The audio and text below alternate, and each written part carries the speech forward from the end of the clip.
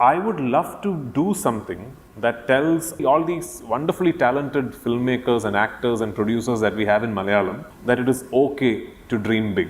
In 2019, Lucifer stormed into theatres, redefining what a Malayalam mass entertainer could be. Directed by Prithviraj Sukumaran and headlined by Mohanlal, the film blended political drama with high-octane action, setting new records at the box office. Now, after years of anticipation, its sequel, L2 Empuraan, is finally here. God of the world. Ab'raam. Khureshi Ab'raam.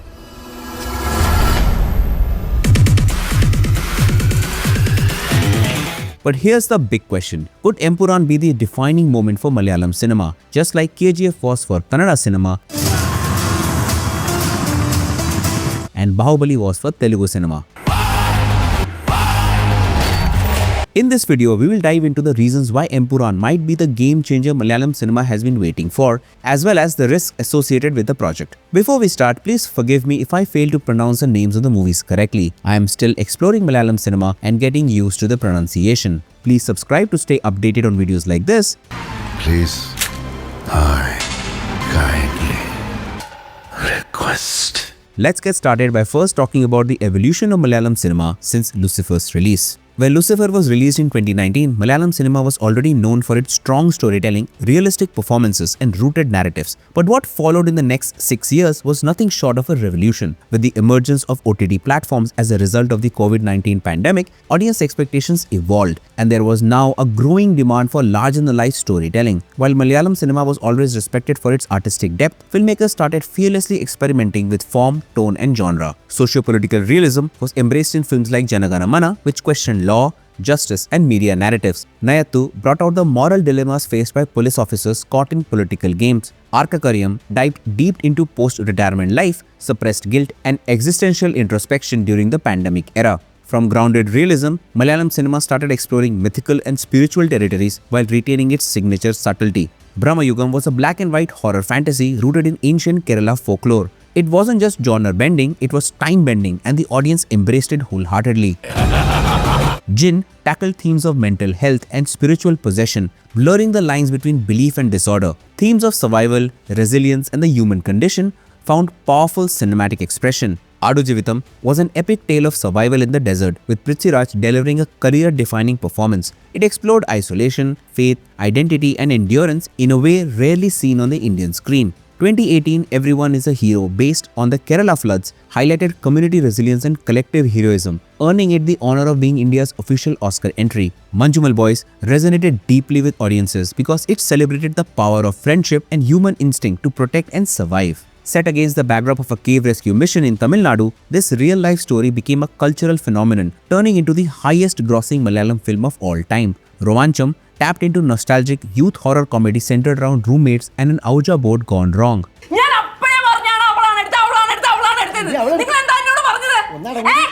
Malayalam cinema also proved that you can go mass without going mindless. Bhishma Parvam gave Mammootty one of his most stylish roles in years. With a Godfather-like family drama told through a gangster lens, it was both a tribute and a reinvention of the mass action genre. Avesham was a genre-bending surprise hit that mixed dark comedy, mass action, and the touch of the absurd. Which stood out for its bold style, quirky tone, and high repeat value. Marco took a different route, leaning into neo-noir action and stylized violence with a gritty underworld setup, redefining action and violence in Indian films. All this means that the bar has been raised, not just in terms of story, but in scale and ambition. Empuraan is not walking into a small regional ecosystem. It's entering an industry that has already proven its narrative muscle, visual sophistication, and audience readiness for grand storytelling. Which brings us to the next point, the reported budget of L2 Empuraan. For any film industry, that's a massive number. But for Malayalam cinema, which traditionally thrives on tight budgets and sharp storytelling, it's practically unheard of. To put things into perspective, Lucifer, the prequel to Empuraan, reportedly made around 150 crores worldwide,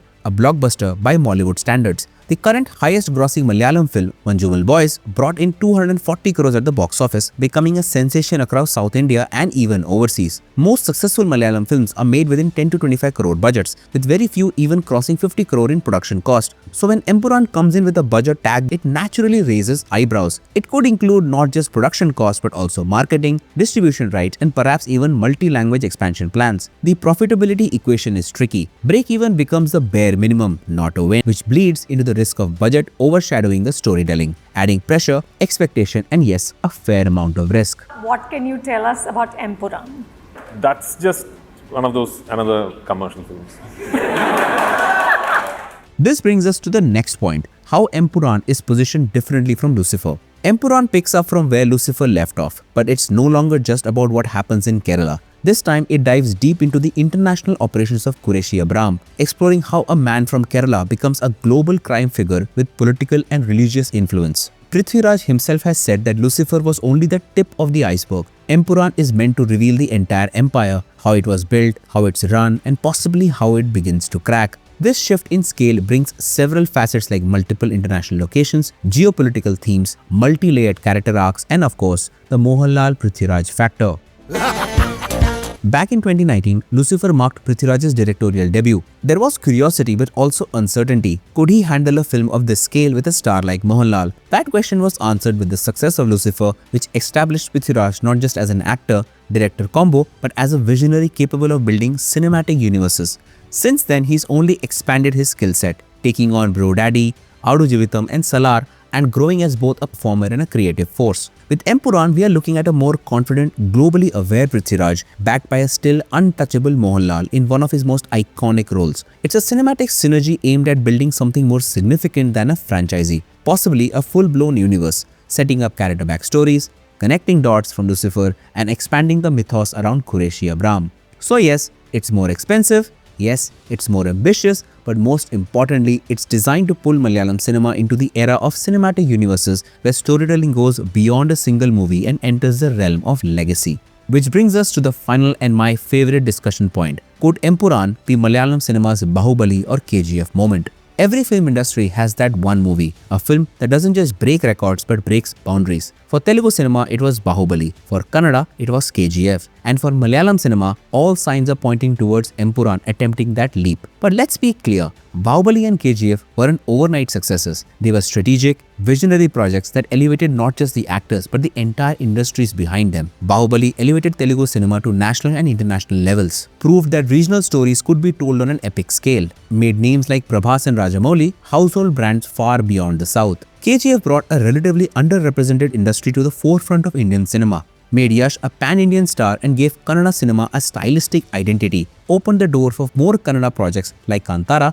with national visibility. So where does Empuraan stand in this lineup? While Baahubali and KGF focused heavily on myth and machismo, Empuraan carries the potential to blend mass appeal with political and philosophical depth, something only Malayalam cinema can pull off at this level. If marketed right, and if the film delivers on both massive scale and emotional depth, Empuraan could do for Mollywood what Baahubali and KGF did for Telugu and Kannada cinema respectively. If Empuraan lands the way it's intended to, it won't be just another sequel. It will be a launchpad for Malayalam cinema's next era, an era where content-rich cinema finally meets commercial ambition on a national scale. If you found this video insightful, hit that like button, share it with your fellow movie lovers, and subscribe for more in-depth film discussions. Thank you for watching, and I'll see you in the next one.